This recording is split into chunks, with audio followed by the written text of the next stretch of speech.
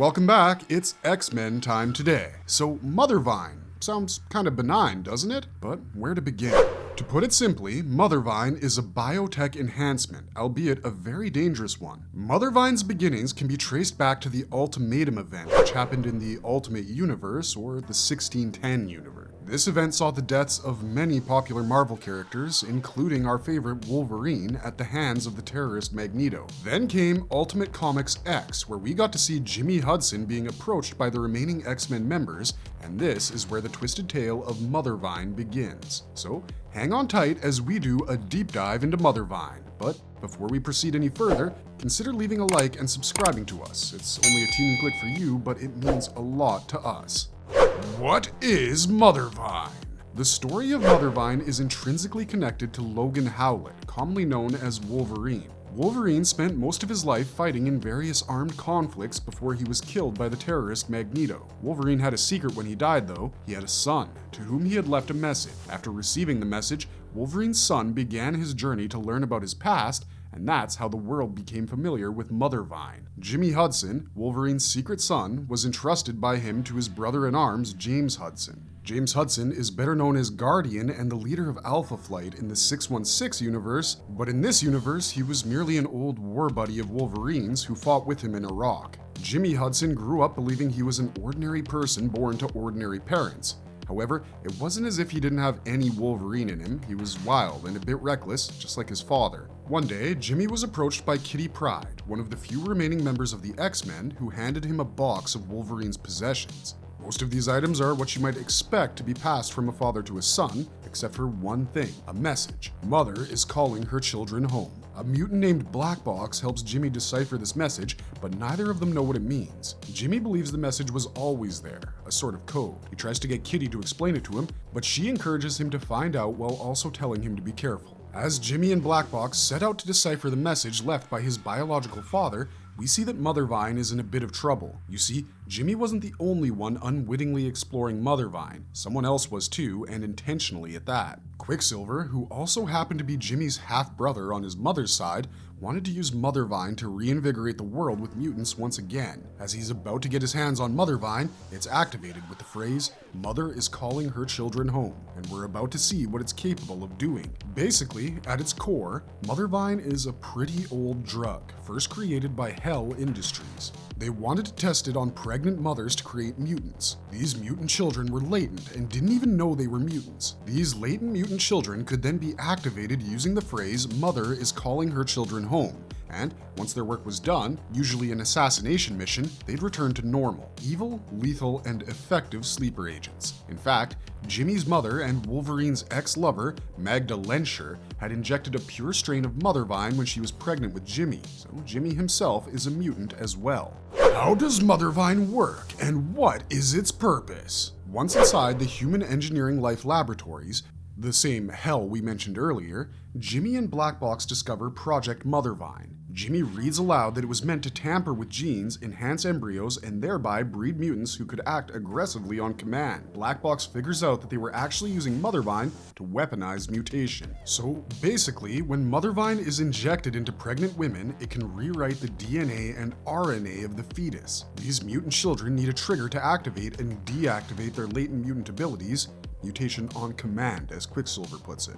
Now, we know that mutants themselves aren't inherently bad, however, these mutant children were designed to kill, as Hell Industries aim to breed aggressive mutants. What's even more disturbing about Mothervine is that it can clone deceased mutants and bring them to life, so to speak. Whoever the geneticist wanted to recreate, they could, with the help of Mothervine. We catch a glimpse of Mothervine's properties and purpose in Ultimate Comics Wolverine #3, where Quicksilver introduces Jimmy to a girl who is then triggered into becoming an active mutant. Once activated, she destroys all lives within her vicinity, forcing Jimmy to kill her. In a nutshell, these latent mutants are turned into weapons that can unleash destruction upon the world when they're activated. Therefore, it's little surprise that Wolverine had been sent by S.H.I.E.L.D. to destroy Mothervine. However, he was beaten to it by Magda. In flashbacks, we see that Magda had injected a pure strain of Mothervine, although in her defense, she hadn't known she was pregnant at the time. Magda isn't proud of herself regarding this either, so she hands Jimmy over to Wolverine, quests he entrust him to someone who can keep him safe until he's old enough to watch his own back. Jimmy, having grown up as the child of James and Heather Hudson,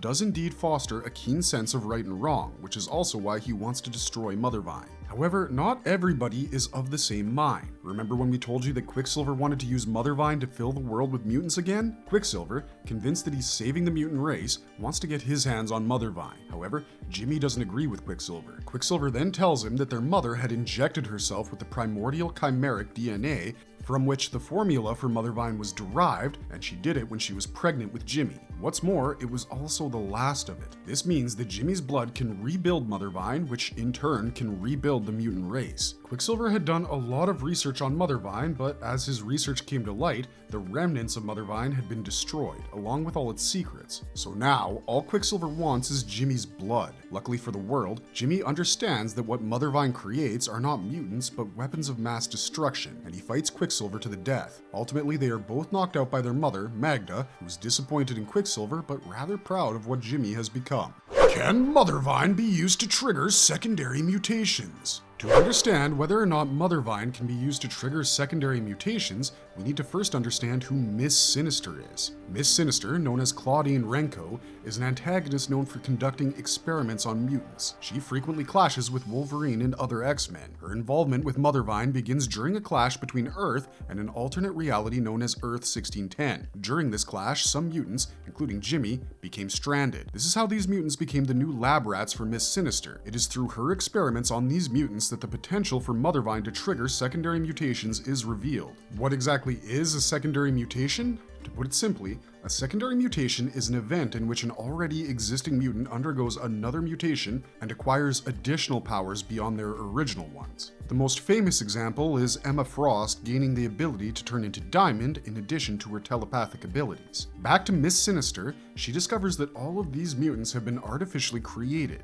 What's exciting for her, and worse for everyone else, is that she discovers in Jimmy the pure strain of Mothervine. She then brainwashes the mutants to become her team of new Marauders, an army loyal to her. However, since Jimmy is inherently resistant to telepathy, he escapes the brainwashing, much to her disappointment. Not one to take it lightly, she sends the new Marauders after him, but then realizes she's gotten everything she wanted from Jimmy and lets him go. Miss Sinister is extremely interested in experimenting with Mothervine to weaponize mutants. However, recognizing the immense risk and scale of this endeavor, she enlists Emma Frost, Havoc, and Bastion as her allies. Like Quicksilver, they all share the vision of reinvigorating the mutant race. While Emma and Havoc aim for the mutant race to multiply and thrive, Bastion has a different plan. Strangely, he wants mutants to increase in numbers so he can kill them all. Regardless of their motivations, their primary objective is to first increase the mutant population. Miss Sinister's Mothervine experiments receive unexpected support from Steve Rogers. At this point, Steve Rogers isn't the Captain America we know and love. Instead, he's a distorted version of Steve Rogers called Mutant, who leads Hydra.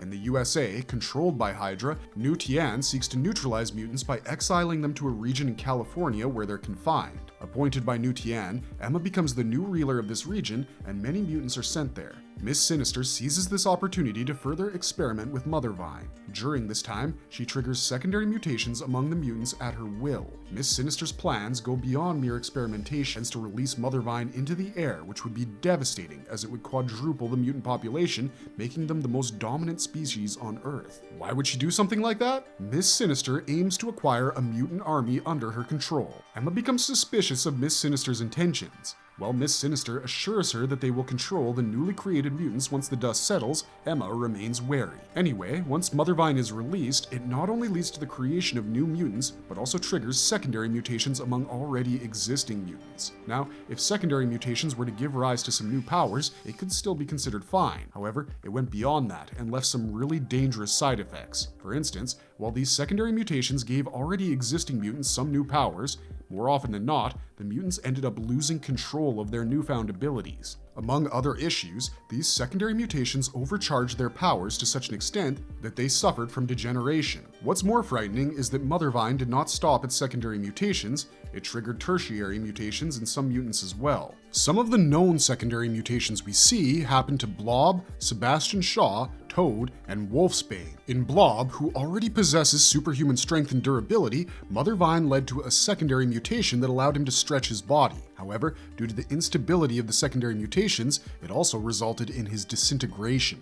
Sebastian Shaw, an antagonist mutant who absorbs kinetic energy to enhance his strength, also underwent Mothervine's secondary mutations, which enabled him to absorb ambient kinetic energy as well. Unfortunately, Mothervine's instability caused Sebastian Shaw to absorb energy from his own cells, which crippled him. Yet, Sebastian Shaw plays a crucial role in Mothervine's ultimate fate, which we'll get to shortly. Meanwhile, Toad, whose mutant abilities include an adhesive tongue and poisonous saliva, gained a flaming tongue through Mothervine. Lastly, Wolfsbane, who can transform into a wolf, acquired multiple shape-shifting abilities and enhanced bone claws from Mothervine. While these are some known secondary mutations caused by Mothervine, Emma realized that it was no noble drug meant to enhance mutant members. Instead, it was wreaking havoc on Earth. Therefore, she decides to betray Miss Sinister and release Jimmy Hudson from his restraints. Jimmy then proceeds to defeat and kill Miss Sinister.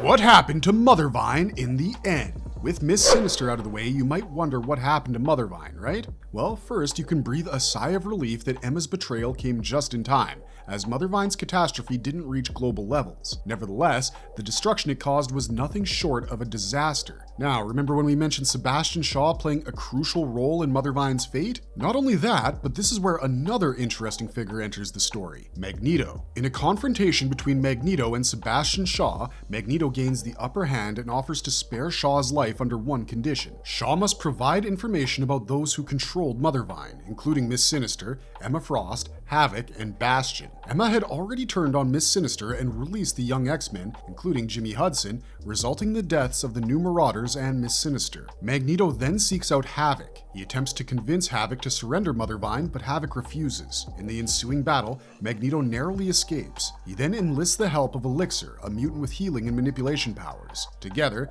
they visit the areas affected by Mothervine and manage to cure everyone except those with latent X genes. Essentially, Elixir becomes the key to undoing the effects of Mothervine. However, not all is well, as we still have Havoc and Bastion to deal with. If you remember, Havoc refuses Magneto's demands to give up Mothervine, adamant about increasing and enhancing mutants. Upon learning that Magneto is healing those affected by Mothervine, along with Bastion, Havoc plans to confront him more effectively. He even vows to eliminate any X-Men who stand in the way of his vision. This leads us to Polaris. Polaris, aligned with Magneto and the X-Men in opposing Mothervine, also happens to be Havoc's love interest. She's actually the daughter of Magneto, and her superhuman abilities revolve around magnetism. Emma recruits Polaris and uses her powers to enable Polaris to enter Havoc's mind and help him return to his true self. Inside his mind, Polaris convinces Havoc that while he has made mistakes, he's not inherently evil. She manages to invert his thinking, and it works as he returns to his true self. Though Havoc regrets his previous thoughts and actions, he struggles with the confusion of whether his current self is truly him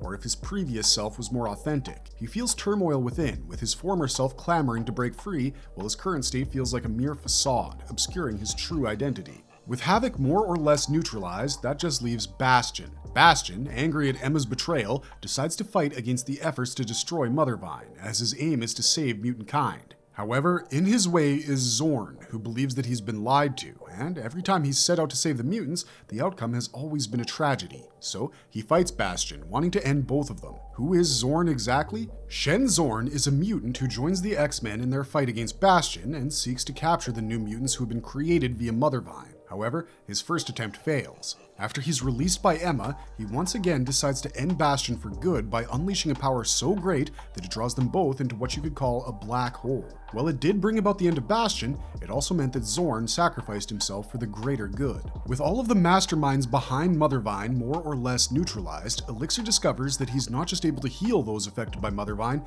but also destroy its source. Ultimately, Mothervine is burned to the ground and the world is saved. What's more, Elixir even managed to draw out the Mothervine from Jimmy's system. All's well that ends well, especially in comic books, and we're sure this happy ending lasted at least until the next issue. Marvelous verdict! So there we have it, fellow X-Men fans, our deep dive into Mothervine. While it was just one event in Marvel Comics history, it managed to, at least momentarily, wreak havoc on the Earth. The story of Mothervine itself is filled to the brim with twists and turns, and of course many interesting characters. Beginning with the rather unassuming Jimmy Hudson, we get to meet a lot of others too. Wolverine and Magda themselves are central to Mothervine's origins and plot, and Quicksilver has a role to play as well. Moreover, we get to see some rather unexpected characters like Mutant, a distorted version of Steve Rogers, furthering the plot as well. Magneto plays his role for the greater good too, and his role in the destruction of Mothervine contributes to his arc from a supervillain to an anti-hero to a superhero. But speaking about the destruction of Mothervine, the fact that Elixir was not only able to heal those affected by Mothervine, but also destroy its source is an interesting twist to the tale, but it seems to be somewhat convenient, as in it didn't land the ultimate blow as expected, don't you think? Nevertheless, Mothervine was still able to bring about the more humane as well as the evil aspects of the mutants. For example, Blob's tragic struggle with his secondary mutation and Havoc being split between his gentler self and his more evil self were some of the more interesting aspects of the Mothervine event. Anyways, as always, we want to hear from you, our viewers. What did you think of Mothervine? Did you consider Mothervine interesting in itself, or was its ability to draw different characters into either wreaking havoc or saving the world what struck you the most? Or did you just think it was a lame copy of the mutant growth hormone? Please let us know your thoughts in the comments down below. We love reading them and we love hearing from you. Finally, if you liked our video and want us to keep working on more interesting subjects like this, please leave a like and don't forget to hit the subscribe button. Stay safe out there, thanks for watching, and have a marvelous day.